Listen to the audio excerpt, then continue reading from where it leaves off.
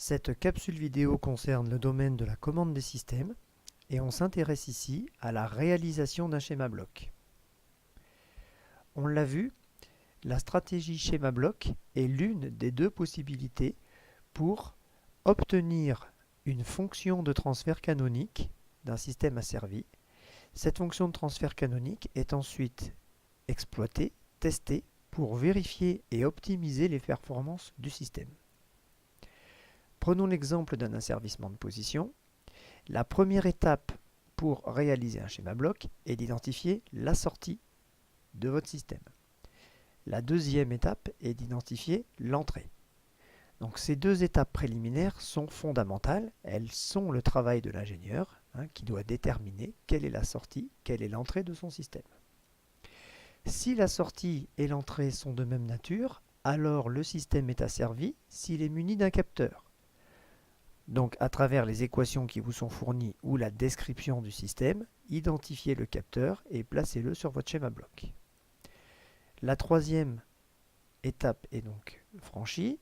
La quatrième étape est de paramétrer le convertisseur, ce qu'on appelle ici l'interface homme-machine, de telle sorte à ce que l'image de la sortie qui a été générée par le capteur soit bien de même nature et comparable à l'image de l'entrée qui a été générée par le convertisseur.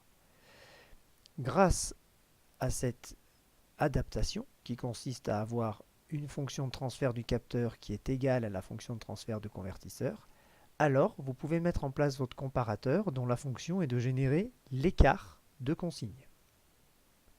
Enfin, la dernière étape consiste à mettre en place tous les blocs de la chaîne d'action du système.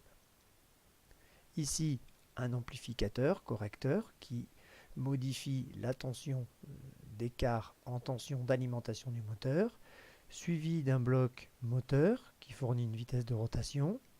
Cette vitesse de rotation passe dans un bloc mathématique qui est un intégrateur, de telle sorte à obtenir une position de sortie de l'axe moteur.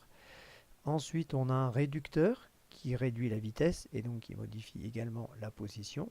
Donc ce qui sort de cette boîte est la position angulaire du réducteur. Et enfin, la fin de la chaîne cinématique avec les adaptateurs et les transmetteurs qui vont amener à l'effecteur qui permet de modifier l'angle de sortie du système.